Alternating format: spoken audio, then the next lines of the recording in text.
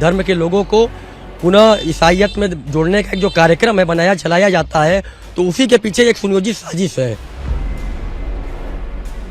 हम लोग मिलजुल के रहना चाहते हैं, लेकिन अगर हमारे धर्म के विरुद्ध कोई बोले तो ये ठीक नहीं है।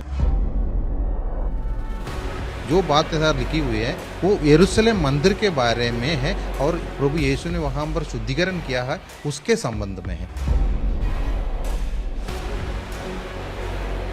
और इसमें किसी तरह का किसी का कोई टिप्पणी नहीं किया गया हम लोगों ने। इस वक्त मैं वाराणसी के सेंट मैरी चर्च के अंदर मौजूद हूं। वाराणसी का ये सबसे बड़ा चर्च इन दिनों सवालों के घेरे में है। हिंदूवादी संगठन इस चर्च को लेकर तमाम तरह के आरोप लगा रहे हैं।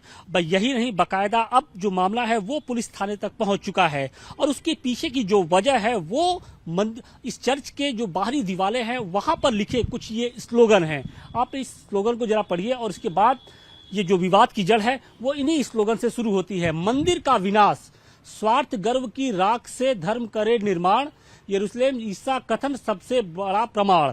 यानी मंदिरों को लेकर जिस तरीके से इस चर्च में जो दावे किए जा रहे हैं, जो प्रचार किया जा रहा है, उससे जो हिंदू संगठन है वो बेहद आहत है, और यही कारण है कि अब इन लोगों ने बकायदे आर पार की लड़ाई का ऐलान कर दिया है। हिंदूवादी जो संगठन है वो आज बकायदे यहाँ के पुलिस थाने में पहुंचे और उन्होंने अपनी कंप्लेन दर्ज कराई है, और उनका आरोप है कि चर्च में पहले तो सिर्फ धर्मांतरण ही होता था, और अब मंदिर और जो भगवान से जुड़े हुए जो आस्था के प्रतीक हैं उसको लेकर बेहद आपत्तिजनक विवादित टिप्पणी की जा रही है। और सिर्फ एक स्लोगन नहीं है, बल्कि इस अगर चर्च परिसर की अगर बात करें तो दूसरे हिस्से में भी कुछ मंदिरों को लेकर तमाम तरह की जो बातें हैं वो कही जा रही हैं। हालांकि इन विवादों के बीच में जो चर्च प्रशासन है, जो चर्च से जुड़े हुए जो लोग हैं, उनका अलग दावा है। उनका ये कहना है कि ये जो बातें मंदिरों को लेकर लिखी गई हैं वो हिंदू धर्म से जुड़े हुए मंदिर नहीं है, बल्कि यरूशलेम के मंदिर, यरूशलेम के चर्च के बारे में कही जा रही हैं।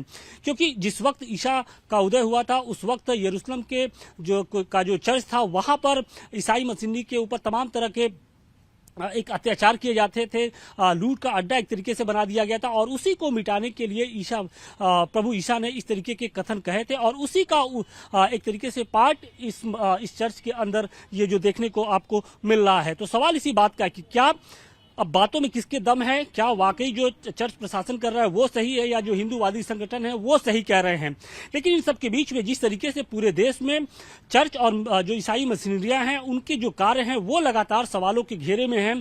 पूरे देश भर के कई शहरों से ये खबरें आई कि जो इन चर्चों में धर्मांतरण के जो मामले हैं वो बहुत तेजी से फैलते जा रहे हैं, और इसी को लेकर जो आज हिंदूवादी संगठन है उन्होंने विरोध प्रदर्शन किया है। और इससे लेकर जिस तरीके से जो टिप्पणी की गई है उसे अब जो हिंदूवादी संगठन है वो गुस्से में है। सनातन भारत संस्था के जो लोग हैं वो आज यहाँ कैंट थाने पर पहुंचे थे और मुकदमा दर्ज करने की उन्होंने मांग की गई है। हमारे साथ राजेश गुप्ता जी भी है। आप लोग का आरोप क्या है, क्या लिखा है ऐसा कि आप लोग आहत हैं? वाराणसी के सेंट मैरी कैथेड्रल चर्च में बाहर के चारों तरफ के दीवारों पर तमाम प्रकार के शिलापट लगाए गए हैं, जिस पर उन्होंने हेडलाइन दिया है मंदिर का विनाश, मंदिर का शुद्धिकरण।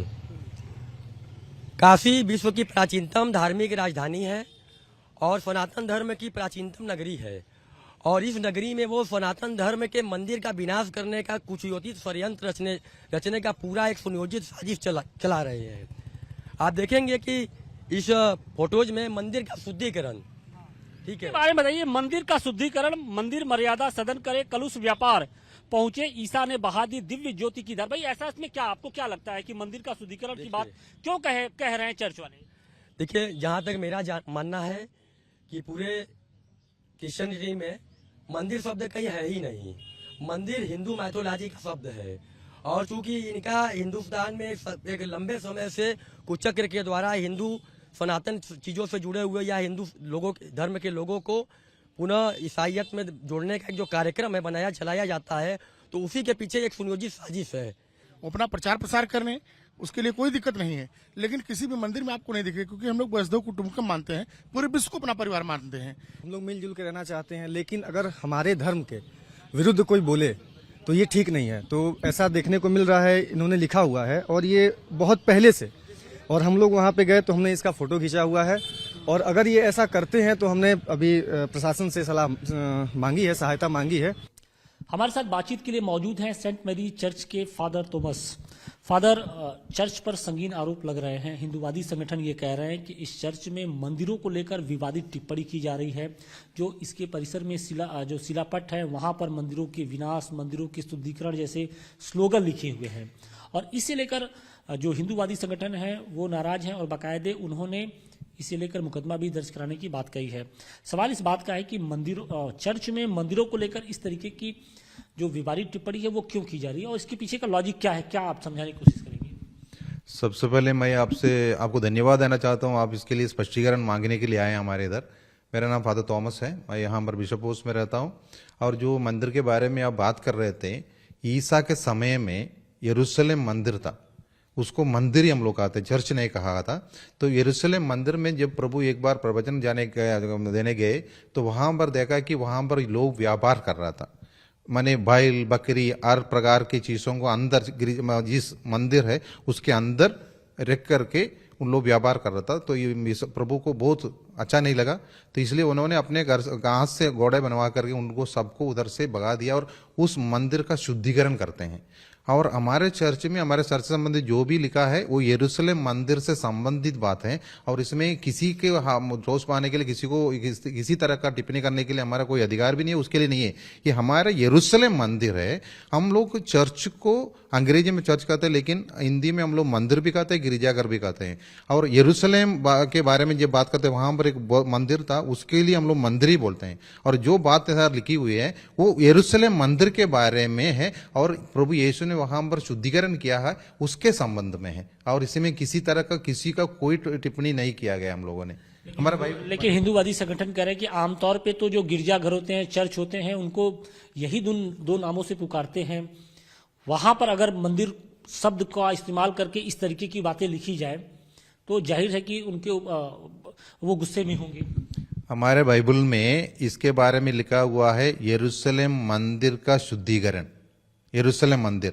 और हम लोग हमारे जो भी चर्च, मतलब आपके कहने का मतलब है कि जो टिप्पणी की गई है वो किसी मंदिर के बारे में नहीं, बल्कि वो खुद के मस्जिद चर्च के ऊपर। बिल्कुल बिल्कुल हमारे मंदिर के जो यरूशलेम मंदिर है उसके बारे में गया, और प्रभु यीशु ने वहां पर उसका शुद्धिकरण किया, ठीक है, उसके बारे में लिखा हुआ है। माने हम सब मंदिर है, हमें शुद्ध रहना चाहिए। हम जो है, क्या बाइबल में इसका उल्लेख है क्या कहीं पर? मंदिर शब्द का उल्लेख है कहीं पर? मंदिर शब्द का उल्लेख है, तो इसलिए। लेकिन आमतौर पे तो हम देखते हैं कि जितने देश भर में जो चर्च है उनको गिरजाघर ही कहते हैं, मंदिर तो आमतौर पे नहीं दिखाई पड़ता है या सुनाई पड़ता है। हम लोग कम से कम बनारस में हमारे कई ऐसे चर्च है जहाँ जिसको हम लोग मंदिर कहते हैं, मंदिर है, चर्च को हम लोग मंदिर, तो क्योंकि दोनों एक प्रकार का एक दूसरे पर्यायवाची शब्द जैसे हम लोग यूज करते हैं, मंदिर या गिरजाघर, ये दोनों हम लोग हिंदी में यूज करते हैं। और बाइबल में लिखा हुआ है यरूशलेम मंदिर का शुद्धिकरण के बारे में, और यदि चाहिए तो हम दिखा भी सकते हैं। आमतौर पे तो मंदिर जो शब्द है वो हिंदुओं के लिए ही, हिंदू देवी देवताओं से ही संबंधित चलन में होता है। ऐसे में अगर किसी की भावनाएं आहत होती हैं तो क्या आप लोग उस शिलापट पर जो लिखा है मंदिर शब्द उसको हटाएंगे या फिर आप लोग क्या विचार बनाएंगे? नहीं, यदि हम जो भी व्यक्ति है हम उनको दिखा सकते हैं, हमारा बाइबल में ये शब्द मंदिर शब्द यूज किया गया है।